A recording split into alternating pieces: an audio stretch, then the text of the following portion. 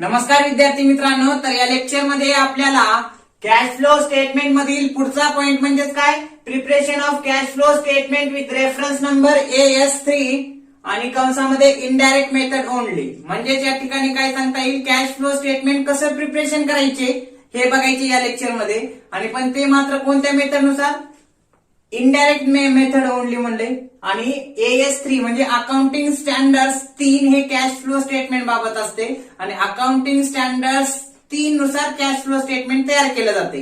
आता cash flow statement हे दोन पद्धतीने तयार केलं जाते, एक आहे डायरेक्ट मेथड आणि दुसरी आहे इनडायरेक्ट मेथड. पण आपल्याला सिलेबसला कोणता दिलेला आहे, indirect method indirect method only म्हणले, बरोबर. तर आपण इनडायरेक्ट मेथड नुसार आपण कॅश फ्लो स्टेटमेंट कसं तयार केलं जाते हे बघू, हे लक्षात. तर हे पाहण्याच्या अगोदर आपल्याला अगोदरच्या लेक्चर मध्ये आपण बघितलं काय, कॅश फ्लो स्टेटमेंट मध्ये काय विचार केला जाते हो, कॅशचा विचार केला जाणार आहे. आता कॅशचा विचार करते वेळेस एक तर कॅश व्यवसायामध्ये येते किंवा व्यवसायातून कॅश जाते, बरोबर. म्हणजे व्यवसायामध्ये कॅशचा इनफ्लो होऊ शकतो किंवा व्यवसायातून कॅशचा आउटफ्लो होऊ शकतो. म्हणजे व्यवसायामध्ये काही कारणामुळे कॅश येऊ शकते, तर व्यवसायातून काही कारणामुळे कॅश जाऊ शकते, हे लक्षात. मग आता हे जे काही कॅशचा इनफ्लो आणि कॅशचा आउटफ्लो आहे हे व्यवसायामध्ये 3 बाबीमुळं किंवा मग 3 घटकामुळे होत असतो. कोणकोणते, तर बघा, एक आहे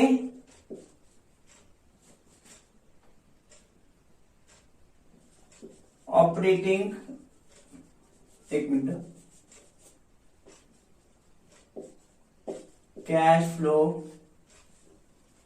फ्रॉम ऑपरेटिंग ऍक्टिव्हिटी,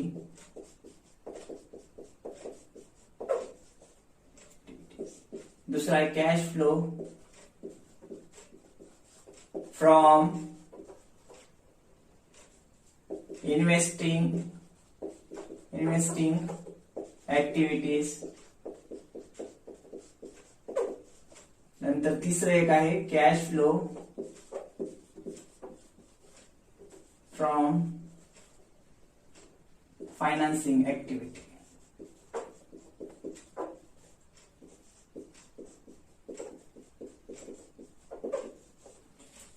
मी म्हंटल काय, या 3 बाबीमुळे किंवा या 3 घटकामुळेच व्यवसायामध्ये काय कॅशचा फ्लो होत असतो. आता कॅशचा फ्लो म्हणजे एकतर इनफ्लो होऊ शकते म्हणजे कॅश येऊ शकते किंवा एकतर कॅश जाऊ शकते. मग या 3 बाबीमुळेच, पहिली बाब म्हणजे ऑपरेटिंग ऍक्टिव्हिटीज. ऑपरेटिंग ऍक्टिव्हिटीज म्हणजेच व्यवसायामध्ये जे काही व्यवसाय ऑपरेट करताना किंवा मग उत्पादन करताना, हे लक्षात, मॅन्युफॅक्चरिंग करताना जे काही कार्य केले जाणार आहे ते म्हणजे ऑपरेटिंग ऍक्टिव्हिटीज. त्यानंतर इन्व्हेस्टिंग ऍक्टिव्हिटीज. इन्व्हेस्टिंग ऍक्टिव्हिटीज म्हणजे व्यवसाय चालवायचे म्हणल्यानंतर काही पैसा सुद्धा गुंतावा लागतो, म्हणजे पैसा इन्व्हेस्ट करावा लागतो. मग ते इन्व्हेस्ट कशा स्वरूपामध्ये असते, एक तर ऍसेटच्या बाबतीत असेल, हे लक्षात. मग फिक्स ऍसेटची खरेदी केली, पैसा इन्व्हेस्ट केला, इन्व्हेस्टमेंट खरेदी केली, पैसा गेला, हे लक्षात. म्हणजे इन्व्हेस्टिंग करायचे व्यवसायासाठी.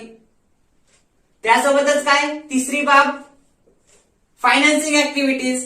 फायनान्सिंग ऍक्टिव्हिटीज म्हणजे ऑपरेट करायचे तर काय, इन्व्हेस्ट करावं लागेल, इन्व्हेस्ट करायचं असेल तर पैसा लागेल, फायनान्स लागेल, हे लक्षात.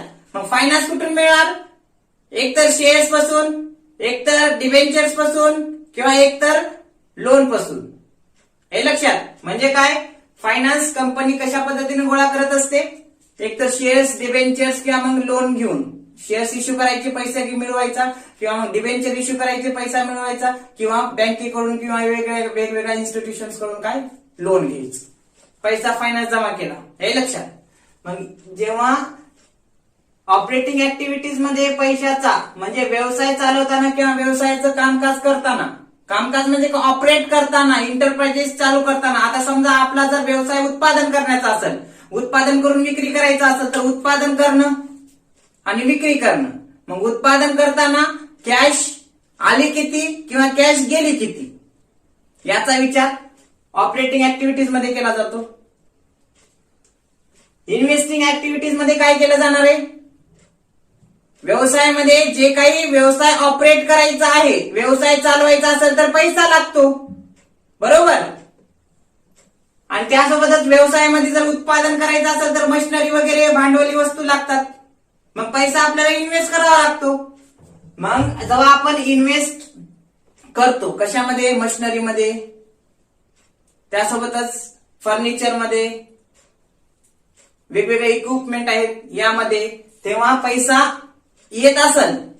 समजा आपण मशिनरी खरेदी केली, पैसा चालाय, कॅशचा आउटफ्लो गेला, आउटफ्लो झाला.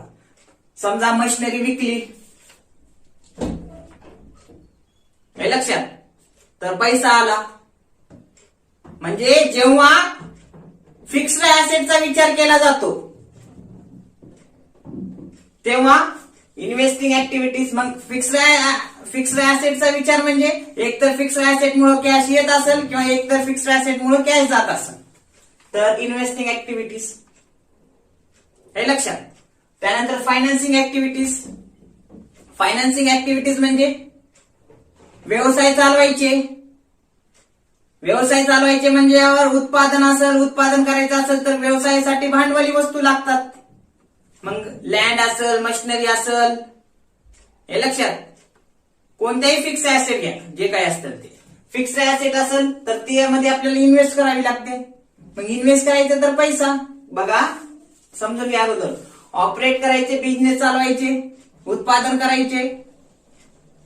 मग त्यासाठी काय करावं लागेल? रॉ मटेरियल खरेदी करावं लागेल, हे लक्षात. त्यासोबतच काय? उत्पादन करावं लागेल. मग उत्पादन करण्यासाठी वेजेस, मजुरी वगैरे, कॅरेज असे खर्च करावा लागेल. हे सर्व खर्च इथं किंवा उत्पन्न व्यवसाय चालवताना ऑपरेटिंग ऍक्टिव्हिटीज मध्ये काय केलं जाते? एकतर व्यवसाय मध्ये ज्या काही क्रिया केल्या जाणार आहेत उत्पादनाच्या बाबतीत किंवा व्यवसाय चालवण्याच्या बाबतीत सर्व ऑपरेटिंग ऍक्टिव्हिटीज मध्ये घ्यायचं आणि तिथे एक बाब ठरवायची, काय पैसा येलाय का पैसा चाललाय, म्हणजे कॅशचा इनफ्लो येलाय का आउटफ्लो, हे सर्व ऑपरेटिंग ऍक्टिव्हिटीज मध्ये. बिझनेस चालवायचे झालं. आता बिझनेस साठी काय? भांडवली वस्तू लागतात. कारण आपल्याला उत्पादन करायचे, व्यवसाय चालवायचा असेल तर काय, समजा बिझनेस मध्ये लागणारे मशिनरी वगैरे उत्पादन करण्यासाठी जागा लागणार आहे, प्लांट वगैरे, हे लक्षात. मग त्यासाठी काय? आपण पैसा इन्व्हेस्ट करतो, इन्व्हेस्टिंग ऍक्टिव्हिटीज.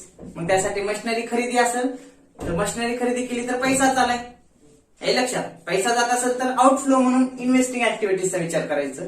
त्यासोबतच मशिनरी वगैरे, काही जुने प्लांट वगैरे, जमीन वगैरे विकली, पैसा येईलाय, तेव्हा इन्व्हेस्टिंग ऍक्टिव्हिटीज. त्यासोबतच फायनान्सिंग ऍक्टिव्हिटीज म्हणजे हे दोन जर आपल्याला चालू ठेवायचे असतील तर हे पाहिजे आपल्याकडे, फायनान्स पाहिजे. मग फायनान्सिंग ऍक्टिव्हिटीज मध्ये काय केलं जातंय की व्यवसायामध्ये पैसा कशा पद्धतीने येईल याचा विचार केला जातो. मग पैसा एकतर शेअर्स विकून पैसा मिळवला जातो किंवा एक दुसरी बाब म्हणजे काय डिबेंचर इश्यू करून पैसा मिळवला जातो किंवा तिसरी बाब म्हणजे लोन घेऊन, हे लक्षात. मग फायनान्सिंग बाबतीत कोणतीही बाब असेल, फायनान्सिंग म्हणजे एकतर पैसा येत असेल, shares, debenture, loan, dividend, interest पासून येत असेल तर फायनान्सिंग ऍक्टिव्हिटीज, हे लक्षात. त्यासोबतच काय? आपण रिपेमेंट करत असू म्हणजे कशाचं रिपेमेंट? प्रेफरन्स शेअर्सची रक्कम परत करायला, डिबेंचर होल्डरची रक्कम परत करायला किंवा लोन जे घेतलं होतं ते परत करायला, तेव्हा आउटफ्लो होलाय पैशाचा. अशा वेळेस फायनान्सिंग ऍक्टिव्हिटीज. हे तीन बाबी लक्षात ठेवायचं. हेच हे कॅश फ्लो स्टेटमेंट मध्ये या तीन बाबींचा विचार करून कॅश फ्लो स्टेटमेंट तयार केलं जातं, हे लक्षात. त्यानंतर आपण काय करू? या प्रत्येक बाबींचा थोडक्यात विचार करू इंडिव्हिज्युअल. म्हणजे cash flow from operating activities काय असते, त्यानंतर cash flow from investing activities काय असते, काय येते पद, cash flow from financing activities हे बघू. तर बघा, तर एक एक बघत जाऊ आपण. नंबर 1 बघू. मी सांगितलं अगोदर काय केलं जाणार आहे, तर हे कॅश फ्लो स्टेटमेंट मध्ये मेनली 3 कॅटेगरी मध्ये विभागलेलं असते. एक आहे काय, ऑपरेटिंग ऍक्टिव्हिटीज.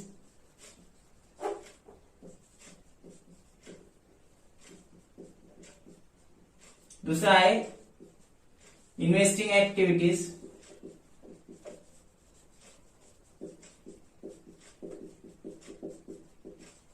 तिसरा आहे काय, फायनान्सिंग ऍक्टिव्हिटीज.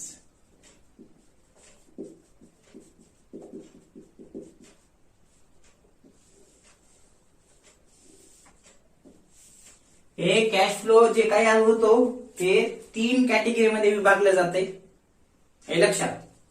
हे मी थोडक्यात इथं लिहिले. आता एक एक एक एक आपण इकडे घेऊ. Cash flow from operating activities बघा. आता cash flow from operating activities मध्ये 2 बाबी होत्या. एक तर काय, इनफ्लो होतो किंवा दुसरा एक आउटफ्लो.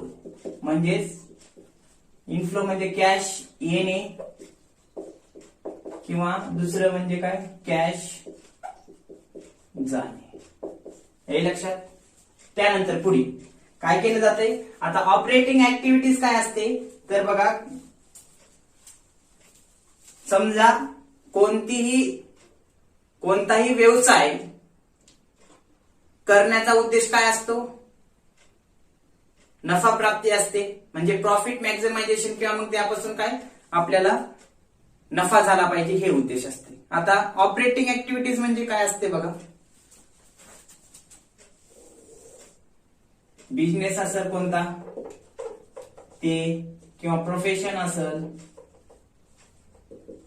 किंवा मग ऑफिस असेल कोणतं, किंवा शोरूम असेल. हे थोडक्यात त्याला काय आपण काय म्हणू, व्यवसाय म्हणू. आता बिझनेस, प्रोफेशन असो, ऑफिस असो, शोरूम असो, या सर्वांचा उद्देश काय असतो, प्रॉफिट, नफा. बरोबर, नफा कमवणे असतो. मग नफा कमवणे जर असेल तर मग काय केलं जाते, नफा कमवायचा असेल. आता ऑपरेटिंग ऍक्टिव्हिटी मध्ये काय केलं जाते, नेमकं बिझनेस चालवला जातो. बरोबर. आता बिझनेस चालवायचा म्हणजे समजा तुमचा बिझनेस असेल खरेदी विक्रीचा, परचेस ऑब्लिक सेलिंग असेल. मग तुम्ही काय रॉ मटेरियल खरेदी करणार, पैसे जाणार, त्याच्यापासून वस्तू बनवणार आणि मग विकणार, तेव्हा विकल्यानंतर पैसे येणार. बरोबर. प्रोफेशन असेल वेगवेगळे, सर्व्हिस देणार. आता प्रोफेशन असेल ऍज अ लॉयर म्हणून, मग तुम्हाला काही ऑफिस वगैरे इक्विपमेंट वगैरे त्या ऑफिस मध्ये लागतात, पैसा लागतो, तेव्हा काय पैसे येतात किंवा पैसे जातात. ऑफिस मध्ये पैसे येतात किंवा जातात. शोरूम आहे तुम्हाला, तुम्ही गाड्यांचं शोरूम तुम्ही चालवतात, मग तेव्हा काय तुम्हाला शोरूम अगोदर घ्यावं लागेल, ऑफिस वगैरे घ्यावं लागेल, मग ते बाईक वगैरे तिथे ठेवावं लागेल, त्यासाठी एक एजंट नेमावं लागेल किंवा मग ऑफिस मेंबर नेमावं लागेल, तिथेही काय खर्च करावा लागणार आहे. आणि त्यानंतर खर्च केल्यानंतर तुम्हाला काय बाईक वगैरे विकून तुम्हाला पैसा भेटणार आहे. म्हणजे इथं पण काय होणार आहे, इनफ्लो. म्हणजे इथं इनफ्लो ऑब्लिक आउटफ्लो होणार आहे. बरोबर. इथं पण काय इनफ्लो ऑब्लिक आउटफ्लो होणार आहे. इथं पण सेम ऍज इट इज. म्हणजे नफा प्राप्त करण्यासाठी जे काही बिझनेस ऑपरेट केला जातो किंवा कामकाज केलं जाते ते सर्व ऑपरेटिंग ऍक्टिव्हिटीज मध्ये येते. म्हणजे थोडक्यात काय, पैसा येतो किंवा जातो, पण पैसा जाण्यासाठी पैसा लागतो ना अगोदर. आता हे मला बिझनेस करायचे, पैसा लागणार आहे, हे लक्षात. किंवा मग काही बाबी लागणार आहेत, आता मला जर बिझनेस चालवायचा असेल तर मग बिझनेस साठी मला जमीन लागल, हे लक्षात. त्यासोबत मला मशिनरी वगैरे लागल, भांडवली वस्तू लागतील, हे लक्षात. त्यासोबत मला जर प्रोफेशनल असेल तर मला जागेची सोय करावी लागल, हे लक्षात. त्यासोबतच एखादी ऑफिस बघावं लागल. त्यानंतर ऑफिस चालवायचं असेल तर सेम किंवा शोरूम चालवायचं असेल तर मला काय लागल, भांडवली वस्तू लागतील. मग मला काही पैसा इन्व्हेस्ट करावा लागल, हे लक्षात. इन्व्हेस्ट करावं लागतंय तर मग आपल्याला काय दुसरा पॉइंट बघता येईल, हे cash flow from investing activities.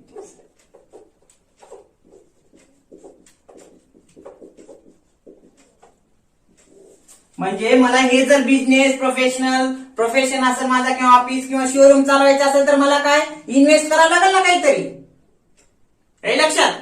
मग इन्व्हेस्ट करायचं असेल किंवा मला जर ऑपरेट करायचं असेल माझं इंटरप्राइजेस किंवा माझा बिझनेस किंवा माझी कंपनी, तर मला काय करावं लागेल, काही इन्व्हेस्ट करावं लागेल. मग इन्व्हेस्ट काय काय करू शकतो आपण,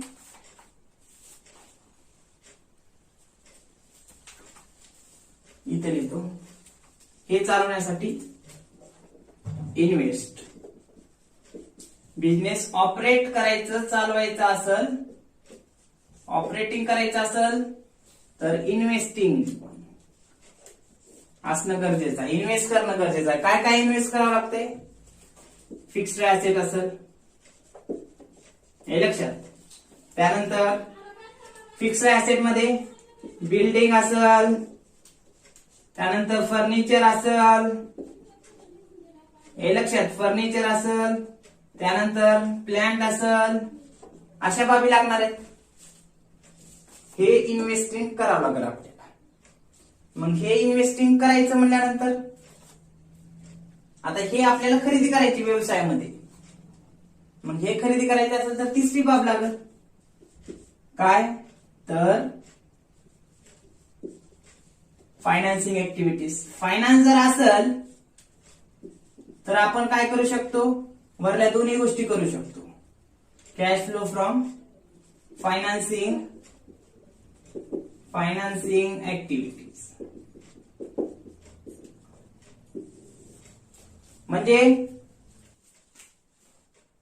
बघा तिसरी बाब, cash flow from financing activities. आता हे खरेदी करायचं असेल तर पैसा लागतो, म्हणजेच काय बिल्डिंग फर्निचर प्लांट. हे कशासाठी खरेदी करतो तर उत्पादन करण्यासाठी, बिझनेस चालवण्यासाठी हे लागते, हे लक्षात. आता हे लागते तर हे खरेदी करावं लागेल, ह्याच्यासाठी सुद्धा काय लागणार आहे, फायनान्स लागणार आहे. म्हणून तिसरी फायनान्सिंग ऍक्टिव्हिटीज, फायनान्सिंग ऍक्टिव्हिटीज. आता फायनान्स कुठून कुठून येऊ शकतो, तर पहिली बाब म्हणजे फायनान्स येऊ शकतो कुठून, तर शेअर्स इश्यू केले, शेअर्स इश्यू केले, पैसे आले, इनफ्लो झाला. त्यानंतर डिबेंचर इश्यू केले, डिबेंचर इश्यू केले तर पैसा आला. त्यानंतर लोन घेतलं तर पैसे आले. जर पैसे येत असतील तर ते काय करायचं, अधिक करायचं, हे लक्षात. आणि जर पैसे जात असतील म्हणजे काय, हे शेअर्स आपण रिफंड केलं, रिपेमेंट केलं, म्हणजे देऊन टाकले, रिफंड केलं, किंवा डिबेंचर दिले. लोन काय केलं, लोनचं रिपेमेंट करून टाकलं. तीन साठी काय पेमेंट केलं असेल तर ते मायनस करायचं, हे लक्षात. त्याबरोबरच पुढे काय करायचं, तर cash flow from operating activities मध्ये, cash flow from operating activities मध्ये काय केलं, बिझनेस चालवायचे, पैसा वगैरे लागणार आहे, हे लक्षात. मग ते कुठून, बिझनेस चालवायचा असेल तर इन्व्हेस्ट करावं लागेल, इन्व्हेस्ट जर करायचं असेल तर फायनान्स लागते, फायनान्स मग इथून गोळा करायचं, इथे इन्व्हेस्ट करायची, इन्व्हेस्ट केल्यावर ऑपरेटिंग म्हणजे ऍक्टिव्हिटीज करायची, हे लक्षात. या पद्धतीने प्रोसेस असते. त्याबरोबरच काय करायचं, मग या कॅश फ्लो स्टेटमेंट तयार करताना ऑपरेटिंग ऍक्टिव्हिटीज मध्ये इनफ्लो म्हणजे कॅश किती येईल याचा विचार करायचा, कॅशचा. आणि आउटफ्लो कॅश किती जात आहे याचा विचार करायचा. त्यानंतर इन्व्हेस्टिंग ऍक्टिव्हिटीज मध्ये सुद्धा कॅश इनफ्लो त्यासोबतच कॅश आउटफ्लो यांचा विचार करायचा. कॅश जर येत असेल, इनफ्लो असेल तर अधिक आणि आउटफ्लो असेल तर मायनस. इथं पण कॅश इनफ्लो असेल तर अधिक, आउटफ्लो असेल तर मायनस. तसंच cash flow from financing activities, इथं पण काय कॅशचा इनफ्लो होईल, इनफ्लो असेल तर अधिक करायचं आणि कॅशचा आउटफ्लो होत असेल म्हणजे कॅश जात असेल बिझनेस मधून तर मायनस करायचं. अशा पद्धतीने काय हे थोडक्यामध्ये सांगता येऊ शकते. Cash flow from operating, investing आणि फायनान्सिंग ऍक्टिव्हिटीज. यानंतर आपल्याला काय करायचे तर ऑपरेटिंग ऍक्टिव्हिटीज मध्ये कशा कशामुळे कॅश येते आणि कशा कशामुळे कॅश जाते याचा सुद्धा विचार होणं गरजेचं आहे. तर बघा,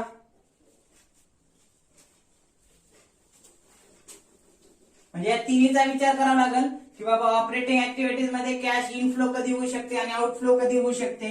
त्यासोबतच इन्व्हेस्टिंग ऍक्टिव्हिटीज मध्ये कॅश इनफ्लो कधी होऊ शकते आणि आउटफ्लो कधी होऊ शकते. त्यासोबतच फायनान्सिंग ऍक्टिव्हिटीज मध्ये कॅशचा इनफ्लो कधी होऊ शकते आणि आउटफ्लो कधी होऊ शकते याचा सुद्धा विचार होणं गरजेचं आहे. तर बघा,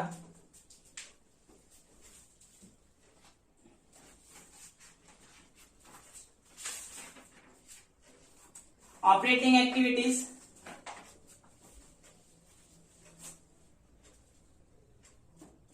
cash flow from operating activities. आता ऑपरेटिंग ऍक्टिव्हिटीज मध्ये इनफ्लो आणि आउटफ्लो म्हणला तर इनफ्लो कशामुळे होते बघा, कॅश आणि आउटफ्लो. इकडे लिहितो मग कॅश इनफ्लो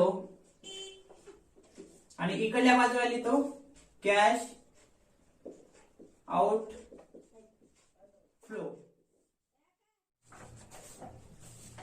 तर बघा, कॅश इनफ्लो मध्ये काय काय येतात पद.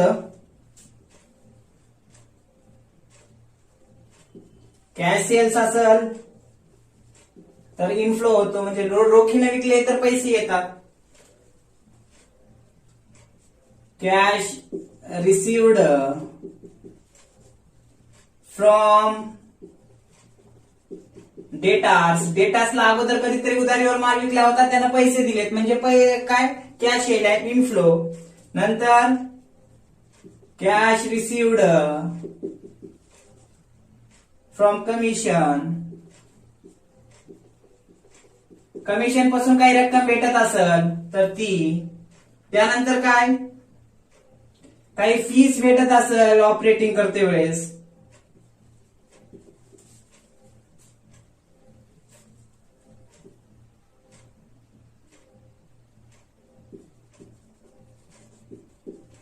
काही फीस वगैरे भेटत असेल.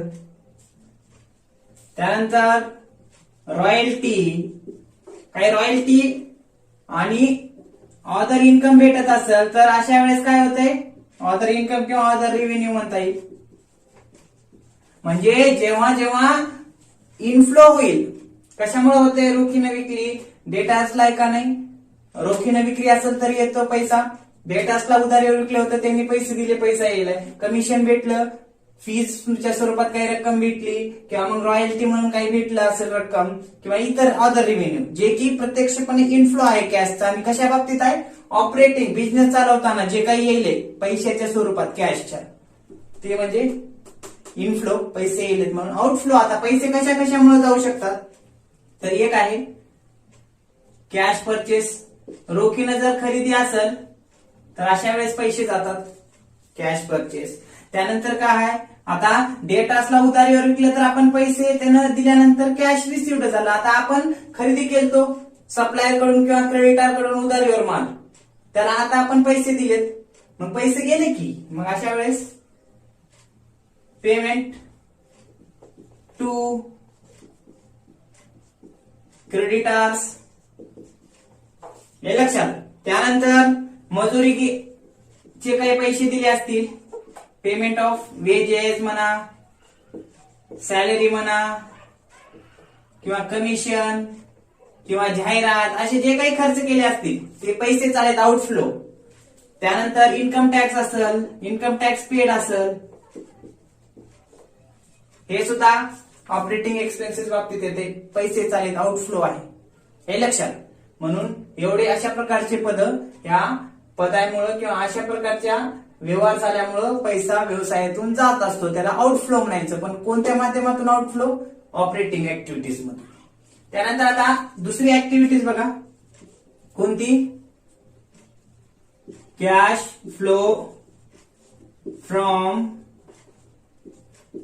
Investing activity. आता ऑपरेटिंग ऍक्टिव्हिटी करायचं असेल तर आपल्याला काही इन्व्हेस्ट करावं लागेल ना, मशिनरी बिशनरी वगैरे, तरच आपण उत्पादन वगैरे करू. म्हणून cash flow from investing activities. बघा मग याच्यामध्ये काय काय येऊ शकते, तर पहिल्यांदा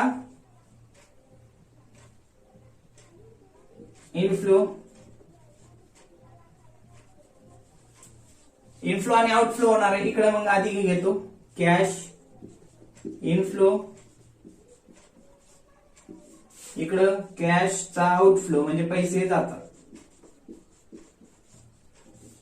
आता काय काय कशामुळे पैसे येतात ते कॅश इनफ्लो मध्ये घ्या आणि कशामुळे पैसे जातात ते कॅश आउटफ्लो मध्ये घ्या. मग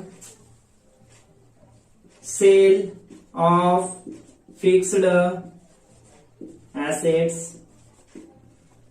त्यानंतर फिक्स्ड ऍसेट विकली तर पैसा येईल. सेल ऑफ इन्व्हेस्टमेंट काही विकली असेल तर रोखीने विक्री असेल तर इन्व्हेस्टमेंट विकली पैसे येईल, इनफ्लो होईल. त्यानंतर इंटरेस्ट, व्याज काही भेटत असेल, बँकेमध्ये आपण काय इन्व्हेस्टमेंट केली, एफडी मध्ये पैसे गुंतवले त्याच्यावर व्याज भेटाले, इंटरेस्ट रिसिव्ड. त्यानंतर डिव्हिडंड,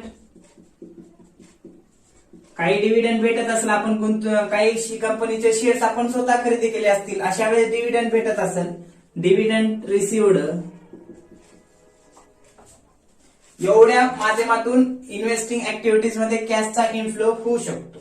आता आउटफ्लो कशामुळे होते, तर आउटफ्लो म्हणजे याच्या विरुद्ध. इथं विक्री आहे, मग खरेदी केली की पैसे जातात, विक्री केली की पैसे येतात. मग इथं लिहा परचेस ऑफ फिक्स्ड ऍसेट्स, हे लक्षात. त्यानंतर परचेस ऑफ इन्व्हेस्टमेंट, इथं इन्व्हेस्टमेंट विकली तर पैसे इनफ्लो व्हायला. आउटफ्लो कशामुळे होते मग? परचेस ऑफ इन्व्हेस्टमेंट आउटफ्लो, हे लक्षात. त्यानंतर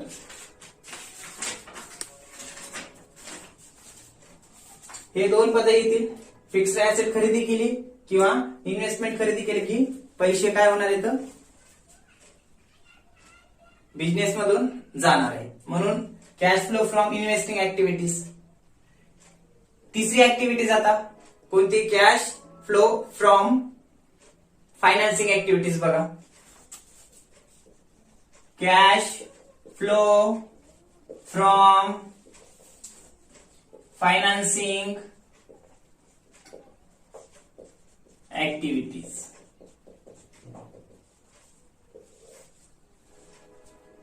तर ह्याच्यामध्ये पण इनफ्लो होणार आहे, कॅशचा काय होणार आहे? Cash inflow. आणि दुसरं कॅश आउटफ्लो, हे लक्षात. आता कॅश इनफ्लो आणि कॅश आउटफ्लो. आता इनफ्लो मध्ये काय काय येते बघा, कॅश फायनान्सिंग ऍक्टिव्हिटीज मध्ये. समजा कंपनीने काय केली, शेअर्स इश्यू केली. फायनान्सिंग म्हणजे पैशाच्या बाबतीत आहे, वित्तीय ज्या काही क्रिया केल्या जातात. मग फायनान्स मिळवला जातो, कारण फायनान्स आला तरच आपण काय इन्व्हेस्ट करणार आहे, इन्व्हेस्ट केलं तरच ऑपरेट करणार आहोत. म्हणून कॅश इनफ्लो फायनान्स मध्ये घ्यायचा, फायनान्सिंग ऍक्टिव्हिटीज. आणि जर कॅश जात असेल तर आउटफ्लो मध्ये घ्यायचं. तर बघा कॅश इनफ्लो मध्ये इश्यू ऑफ शेअर जर इश्यू केले तर पैसे येतात. त्यानंतर इश्यूज ऑफ डिबेंचर इश्यू केले तर पैसे येतात. त्यानंतर लोन घेतला असेल, लोन टेकन, लॉंग टर्म मध्ये लोन टेकन घेतला असेल दीर्घ कालावधीसाठी, तेव्हा पण पैसे येतात, हे लक्षात. त्यानंतर इकडं आउटफ्लो कशा कशामुळे होते, आता इथं शेअर्स जर आपण इश्यू केले तर पैसे येतात. आता रिडम्पशन केलं तर रिडम्पशन ऑफ शेअर्सचं काय रिडम्पशन केलं पैसे चालेल, आउटफ्लो होईल. त्यानंतर रिडम्पशन ऑफ पूर्ण लिहितो, रिडम्पशन ऑफ डिबेंचर जर डिबेंचर होल्डरची रक्कम जर परत केली तर पैसे चालेल, आउटफ्लो. लोन घेतलं होतं, लोन घेतल्यानंतर ते पेमेंट करायला आपण लोनचं पेमेंट ऑफ किंवा रिफंड ऑफ लोन परत करायला तर पैसे चालेल. त्यानंतर डिव्हिडंड, आता या शेअर्स होल्डरला काय दिलंय, डिव्हिडंड दिलाय, डिव्हिडंड पेड. मग अशा वेळेस आउटफ्लो होईल ना. त्यानंतर इंटरेस्ट शेअर होल्डरला डिव्हिडंड दिला जातो तर डिबेंचर होल्डरला काय दिलं जातंय, इंटरेस्ट पेड. मग पैसे चालेल, आउटफ्लो. हे लक्षात. मग अशा पद्धतीने काय फायनान्सिंग ऍक्टिव्हिटीज मध्ये कॅश इनफ्लो कशामधून येऊ शकतो, एक शेअर्स इश्यू केले, याच्या अगोदर आपण इथं बघितले शेअर्स इश्यू केले. दुसरी बाब काय, डिबेंचर इश्यू केले, लोन घेतलं, इनफ्लो झाला फायनान्सिंग ऍक्टिव्हिटीज मध्ये. कारण पैसे आले तर जिथे इन्व्हेस्ट करणार आहोत हे ऑपरेट करू शकणार, ऑपरेटिंग ऍक्टिव्हिटीज बिझनेस चालू शकणार आहोत. त्यासोबतच पैसे आले, इन्व्हेस्ट केली, ऑपरेटिंग केली, व्यवसायाला फायदा झाला, व्यवसाय फायद्यामध्ये नफ्यामध्ये आहे. मग आता शेअर होल्डर आणि डिबेंचर होल्डरची रक्कम देऊन टाकायची, त्यांची मागणी असेल, प्रेफरन्स शेअर्स होल्डर असतील किंवा डिबेंचर होल्डर ते मागत असतील तर त्यांना काय, मग ते पैसे त्यांचे परत करायचं, रिडेम्पशन ऑफ शेअर्स. मग आउटफ्लो आहे. त्यानंतर डिबेंचर होल्डरचे देऊन टाकले, पैसे गेले. बँकेचं लोन घेतलं होतं, लोन टेकन, ते पेमेंट देऊन टाकलं. त्यानंतर रिडम्पशन ऑफ शेअर्स करण्याच्या अगोदर काय, परत करण्याच्या अगोदर त्यांना सांगितलं असेल की बाबा आम्ही तुम्हाला डिव्हिडंड देऊ, ते डिव्हिडंड दिलं असेल, आउटफ्लो व्हायला. त्यासोबतच त्या डिबेंचर होल्डरला काय इंटरेस्ट दिलं, पैसे गेले. मग अशा पद्धतीने काय इनफ्लो होऊ शकते या माध्यमातून आणि आउटफ्लो या माध्यमातून. हे लक्षात. आता अशा पद्धतीने काय ऑपरेटिंग ऍक्टिव्हिटीज मध्ये इनफ्लो आणि आउटफ्लो असते. त्यासोबतच इन्व्हेस्टिंग ऍक्टिव्हिटीज मध्ये इनफ्लो या माध्यमातून, आउटफ्लो या माध्यमातून. त्यासोबतच काय cash flow from financial activities मध्ये इनफ्लो या माध्यमातून, आउटफ्लो या माध्यमातून. हे लक्षात. तर पुढल्या लेक्चर मध्ये आपण काय करणार आहोत, preparation of cash flow statement कसं तयार केलं जाणार आहे याचा आपण